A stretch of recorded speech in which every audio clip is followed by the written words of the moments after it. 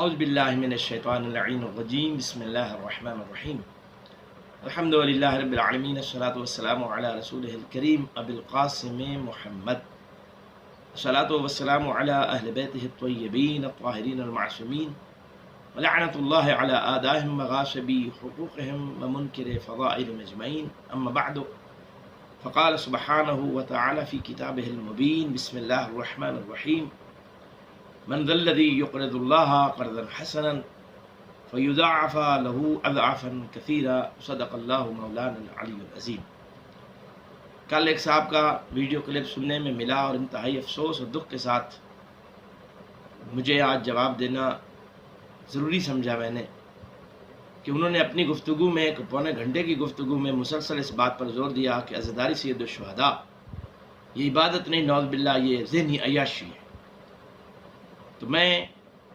ان سے یہی سوال کرنا چاہتا ہوں کہ آپ کو شاید آخرت اور عاقبت کا کوئی فکر نہیں ہے۔ گو ہر شاگرد کا یہ حق ہوتا ہے کہ وہ اپنے استاد کی عزت کے لیے، اس کے وقار کے لیے اپنی زبان کھولے،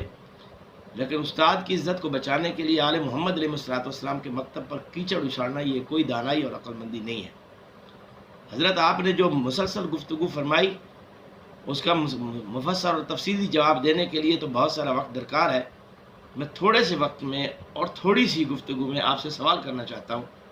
کہ اگر آپ نے قرآن پاک پڑھا ہے اور تفاسیر آل محمد علیہ السلام کا مطالعہ کیا ہے تو میں نے جو آیت مقدسہ سورۃ بقرہ میں ہے من ذا الذی یقرض اللہ قرضا حسنا، کوئی ہے جو مجھ اللہ کو قرض حسنا دے، یہ آیت پورے قرآن میں تقریباً 6 مقامات پر آئی ہے۔ سورۃ بقرہ میں آیت نمبر 245، سورہ المائدہ میں آیت نمبر 12، سورہ الحدید میں 11 اور 18، سورہ تغابن میں آیت نمبر 17 اور سورہ المزمل میں آیت نمبر 20۔ 6 مقامات پر اللہ نے اپنی مخلوق سے قرض حسنہ کا سوال کیا ہے۔ مولانا اللہ نے یہ نہیں کہا کہ مجھے نمازی قرض دیں، مجھے حاجی قرض دیں، مجھے اہل ایمان قرض دیں، مجھے اہل تقوی قرض دیں۔ اللہ نے حکم عمومی میں فرمایا ہے من ذا الذی یقرض اللہ قرضا حسنا، کوئی ہے جو مجھ اللہ کو قرض حسنہ دے۔ جب ہم تفاسیر آل محمد علیہ السلام کا مطالعہ کرتے ہیں تو اس قرض حسنہ سے مراد جو معصومین علیہ السلام، اور یاد رکھیے گا کسی ملا کو قرآن کی تفسیر کا کوئی حق اور اختیار نہیں ہے۔ لا یعلمون تاویلہ الا اللہ والراسخون فی العلم،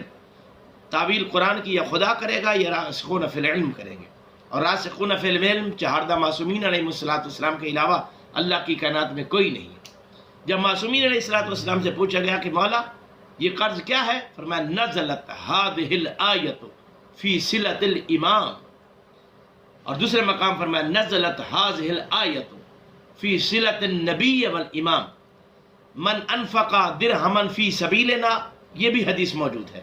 کہ جس نے 1 درہم ہم آل محمد کی خاطر خرچ کیا، اور دوسرے مقام پر حکم امام جعفر صادق علیہ السلام کا فرمان موجود ہے من انفق درہما فی ازاع ابی عبد اللہ الحسین کانما اقرض اللہ قرضا حسنا، کہ جس بندے نے عزاداری سید الشہداء پر 1 درہم خرچ کیا، جس بندے نے، یہ نہیں کہا کہ فلاں مدرسے والے نے، فلاں بڑی پگڑی والے نے، فلاں بڑے جبے والے نے، فلاں زیادہ جس کے پاس اپنا پہرہ دار ہو اور جس کے پاس زیادہ سیکورٹی ہو اس نے خرچ کیا۔ من انفق درہما، مولانا آپ نے لفظ عیاشی سید الشہداء حضرت امام حسین علیہ السلام کی عزاداری کے ساتھ یہ لفظ لگا کر مکتب کی بھی توہین کی ہے،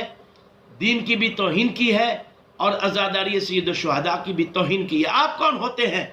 عزاداران سید الشہداء کو عیاش کہنے والے؟ آپ کو کس نے یہ اختیار دیا ہے؟ خدا کے لیے اپنی زبانوں کو لگام دیجئے، خدا کے لیے مکتب آل محمد کا تماشا نہ بنائیے، خدا کے لیے مکتب آل محمد کو کیچڑ نہ اچھالیے۔ عزاداری سید الشہداء کے خلاف بنو امیہ، بنو عباس کے بڑے بڑے بدماش، بڑے بڑے عیاش عزاداری سید الشہداء کے خلاف بک بک کر مٹی میں مل گئے۔ حسین کا نام اب بھی زندہ ہے، قیامت تک زندہ رہے گا، چونکہ یہ ملکہ شام کا کیا ہوا وعدہ ہے اور دیا ہوا چیلنج ہے۔ یا یزید وسع سعیک وجہد جہدک واللہ لا تمحو ذکرنا ولا تمیت وحینا۔ مجھے امید ہے کہ حضرت صاحب میری اس گفتگو کے بعد اپنی گفتگو پر نظر ثانی کریں گے اور مکتب آل محمد علیہ السلام سے معافی مانگے. خدا کے لیے یہ جسارت بند کیجئے، یہ گستاخیاں بند کیجئے، ورنہ آپ کو اس دنیا میں تو ذلت اور رسوائی آپ کا مقدر ہے ہی ہے، قیامت میں اور قبر میں تمہیں اتنی ذلت اور رسوائی کا سامنا کرنا پڑے گا کہ تمہارے انجام سے یزید بھی عبرت حاصل کرے گا. السلام علیکم ورحمۃ اللہ وبرکاتہ.